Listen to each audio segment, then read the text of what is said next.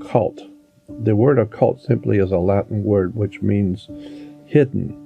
It doesn't mean it's evil or bad or of the devil. It just means hidden. And most people do not see the profound significance of symbols on our money, on the corporate logos, on national flags. All of these symbols mean something to highly intelligent people.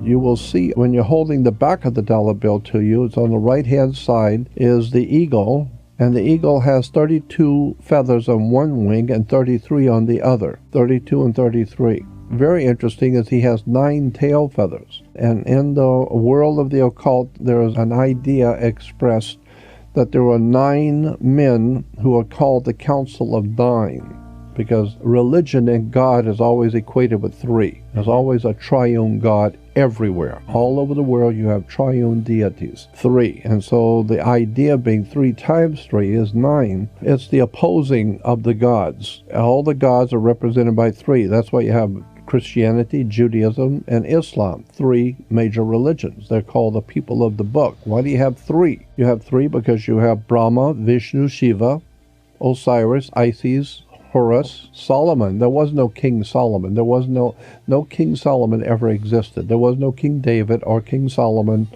or any of those other biblical characters. That's why the Bible is called the greatest story ever told. It's a story. Solomon, there was no Solomon. And so therefore today there is no Solomon's temple. There is a temple of Sol, Om, On. S-O-L in Latin is the sun, Sol. Om, O-M, are the priests of the Hindu priests who are called the priest of Om. Remember the chant of the Om? And then you have the word On, O-N. Well, the Greeks went into Egypt, and the center for sun worship in Egypt back then was a city called Heliopolis. Helios, and this is all Greek. The Egyptians didn't call the city Heliopolis. The Greeks call it Heliopolis because Helios is Greek and Opolis is a city. Helios is the city of the sun. That Helios is Greek for the sun, and Opolis is a city. So therefore Heliopolis is the city of the sun. But the city that the Greeks call Heliopolis, the Egyptians called it On, O-N, because it was a city of light, the city of the sun. This is why when you walk into a room, you flip a light switch on, because in Egypt, city of light was called On. So therefore, it was a city of the sun. Well, Sol, Om, On are all 3 names of the sun. And therefore, the Temple of Solomon, Temple of Solomon, is the Great Pyramid of Giza. The Great Pyramid of Giza is the Temple of Sol Oman, because the pyramid is the temple of the sun. The Aztecs and the Mayans had temples to the sun and temples to the moon. But the ones in Egypt the Great Pyramid was called the Temple of the Sun, because it was all dedicated to astrology based on the sun. So that's why it's in Heliopolis that became, and the city was called On by the Egyptians. But when you go back to the American dollar bill, you will see above the eagle's head, there are 13 stars. Look at those 13 stars and you tell me, what configuration do the 13 stars collectively make up? There are 13 stars above the eagle's head on the back of the dollar bill. Look at them, study it, think about what you're looking at, and put all 13 stars together in one picture. What does it make up? Put them all together into one star, and becomes the hexagram, H-E-X, hex is 6. Well, the Star of David is a 6-pointed star. That's why it's called a hex. Why? It's because the ancient prehistoric world, the ancient Babylonians, Sumerians, they would draw a circle on the ground and then draw a triangle within the circle and then an opposing triangle, which is a Star of David, we would call it, inside of a circle, and stand inside of that circle, that star, and cast a spell on you. And so today we have Jews all over the world who are proud to show you they have the hex put on them, because a hex is a 6-pointed star. And so they call it the Star of David. No, that first of all, we know it's not the Star of David, because the The star itself, the six-pointed star, originally came from the Hindus in India. This is an Indian Hindu symbol of the six-pointed star. It can be traced back to, in the ancient world, as a symbol for the planet Saturn. Saturn was always the astronomical, not astrological, astronomical, one of the symbols in the astronomical for the planet Saturn was a six-pointed star, a hexagram, which I think is interesting because on the planet of Saturn today, on the North Pole, there is a hexagram. You know, if you think about it, all your life, the situation in the heavens has always been the same. It's the same story year in and year out. The sun is in summer, and then it goes into fall, then it goes into winter, then it goes into the spring, comes back to summer, and then it starts all over again, spring, summer, autumn, winter, and it never stops. That's the way it is. So the sun, the ancient people said that the sun was dead in winter. Everyone in the northern hemisphere felt that the sun was dead in winter. It is dead in winter for you. It's freezing up here. But if you have the money, or if you're a bird, you can fly down to Rio. That's when summer is in the southern hemisphere. You go south for the summer. That's why you see the birds. All the birds going south in the fall. Why? Because they're getting out of here because it's winter. It's going to get cold here. And so the birds are flying south for the summer because that's where the sun's going to be. So that's the first day of winter in the northern hemisphere. December 21st is the first day of summer in the southern hemisphere. And so it's just the opposite there. So when they're having summer, we're having winter. Well, so in the northern hemisphere, we said that the sun dies for us. It's dead. It's of no value to us. We're freezing to death up here. Going back to the dollar bill, you will see the eagle. And the eagle has always represented in all societies, always the eagle is the most important symbol in all societies. And it always means the same thing. As far back as we can go to the Sumerians, the Babylonians, the Phoenician Canaanites, the Greeks, the Romans, America. America has the bald eagle. You know, that's our symbol. No, it's not your symbol. It's been the oldest symbol that's ever been used by any civilization on the face of the earth, period. All ancient civilizations use the eagle. It represents the sun. But what's interesting about the eagle is you'll notice it only has two wings, left wing and right wing.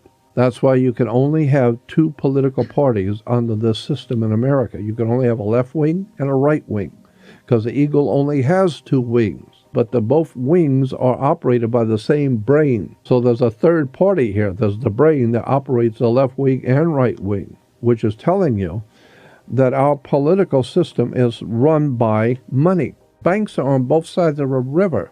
They're called river banks. Well, what does a river bank do? Directs the flow of the currency, the cash flow. On the left-hand side of the back of the dollar bill, you will see a pyramid, an Egyptian pyramid. And at the top of the pyramid was an all-seeing eye. It's become very famous now. Lots of websites and speakers out there all over the world now talking about the symbol on the back of the dollar bill is Lucifer, the devil, or Horus, the Egyptian god of the sun, and all kinds of stories out there about the symbol on the back of the dollar bill. Well, I was talking about on radio and television and speaking at circuits and expos as far back as the 1964, 65, 66 about the symbol on the dollar bill and what the words mean. It's above the top of the pyramid. You will see the Latin words annuit coeptus, and beneath the pyramid you will see the banner, which incidentally has a forked tongue. It's a forked tongue on the banner, and it says Novas Ordo Seclorum. Novas is novus, meaning novice or new. Ordo is order, the new order. Seclorum is where we get our word secular. Secular means anything that's worldly. So Novus Ordo Seclorum is the new order of the world, the new world order. Well, what are you talking about, new world order? Well, it's based on the pyramid with the all-seeing eye, the new world order. And the annuit coemptus at the top is Latin for our enterprise is now a success, or God has favored our enterprise with success. So what the symbol is saying is that this is a pyramid represents a new world order, but the idea is already a success. God has favored our enterprise, annuit coemptus. Okay, so there's an enterprise, a world enterprise, and it's called the New World Order, and it's based on the pyramid. So what the hell are you talking about? What are we talking about? We're talking about the eye and the triangle. You will see a light emanating from around the eye. The eye represents the Messiah, the Jewish Messiah. Ask any well-informed rabbi, what does that symbol at the top mean? And he will tell you, if he's well-informed and highly intelligent and well-read, that is the symbol for Messiah in the Hebrew religion. The Jewish religion, the Messiah is a triangle surrounded by light on top of a pyramid. That's the symbol for the Jewish Messiah. Also, and I'll tell you why, I'll explain to you why, but also in the New Testament, Jesus is represented as the triangle on top of a pyramid. Now, let me tell you why. Because in the Hebrew, there are two places in the Bible. I think one of them is in the book of Isaiah and one's in the book of Psalms. And we're talking Old Testament Hebrew, where the Messiah is referred to as the chief cornerstone the builders rejected. Again, in the Hebrew, Messiah is the chief cornerstone the builders rejected. Then twice in the New Testament, in Christian theology, Jesus is referred to as the chief cornerstone the builders rejected. Same words, but now it's in Aramaic and Greek, not in Hebrew. But it means the same thing. So then you'll say, okay, so the Messiah or Jesus is the chief cornerstone the builders rejected. This is why Christians who have no idea about any of this will tell you that Jesus is the cornerstone of the church. Nothing could be more ludicrous on the face of it. Go back and read it, and read the actual Hebrew scriptures, and read the Greek and Aramaic scriptures, and it will tell you, no, Jesus is not the cornerstone of the church. You are wrong, totally wrong. A cornerstone is a corner of a building, the first stone that's laid. It's a perfect square. And so wherever you lay that perfect square, when you build out from it, it's going to be too late. If you built the building and it's a little off, you should have straightened the cornerstone out to start with.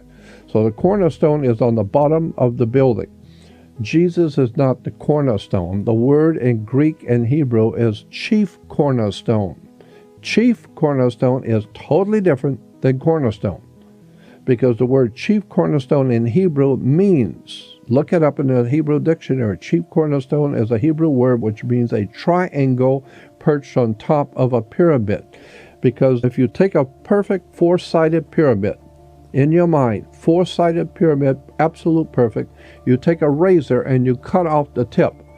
The tip you've just cut off is itself a pyramid, four-sided pyramid, right? But it's a little tiny one. Smaller than the large one. That's right. It's a little tip, but it is a four-sided pyramid. Now put it back on and it completes the full pyramid. That's what the idea is, that Jesus or the Messiah is the completion of the divine plan of the universe, the completion of God's divine ancient plan that the Egyptians knew about, the Babylonians, the Sumerians, all the ancient peoples of the world understood what God is and what the Messiah and Christianity, what Jesus actually represents. The word in the New Testament for Jesus is the chief cornerstone, which is a triangle sitting on top of a pyramid. And Jesus is referred to as God's Son, the light of the world. Well, of course, the sun is the light of the world. What else lights the world if it isn't the sun? S-U-N. Well, and the sun is our risen, Jesus is our risen Savior. Now, Jesus is the Son, S-U-N, not S-O-N. And so you ask any 6-year-old child, where is Jesus? And a little Christian kid will tell you he's in heaven. Well, when you go out at night and you look into the stars at night, what are you looking into? You're looking into heaven. Well, during the daytime, you will look up there and you'll see something called the sun. So God's Son, and obviously it's God's Son, it's not your son. It's not doesn't belong to Africa and doesn't belong to the Chinese. It belongs to God. So it's God's Son. And God's Son is in heaven. Of course it's in heaven. Where the hell else would it be if it's not in heaven? And God's Son, as you remember, is our risen Savior. Of course it rises. Every morning about 5:30 it rises, right? And it is your Savior. If it doesn't come up, you're dead in 3 weeks. It is God's Son is your risen Savior. Of course it's your risen Savior. And so the Messiah has to do with the divine plan of the ages, which is the war between light and darkness. The whole idea in the ancient Egyptian religion, the ancient Babylonian, the Phoenician Canaanite religion, and Judaism, Christianity, not Islam, but Judaism and Christianity, basically boils down to the war between light and darkness. That is what the whole New Testament story of Jesus is all about. The entire story of Jesus in the New Testament, the thing that the Christian church is supposedly based on, is based on a metaphor, an ancient metaphor, symbolic story. That's again why I said that the Bible is not the greatest collection of facts. It's the oldest story. It's the greatest story ever told. Of course it's the greatest story ever told. It's the oldest story. And the story is very simple. It's the war between light and darkness, between God's Son, the light of the world, as your risen Savior. And he gave you life. Of course he gave you life. Without the Son, you wouldn't even be here.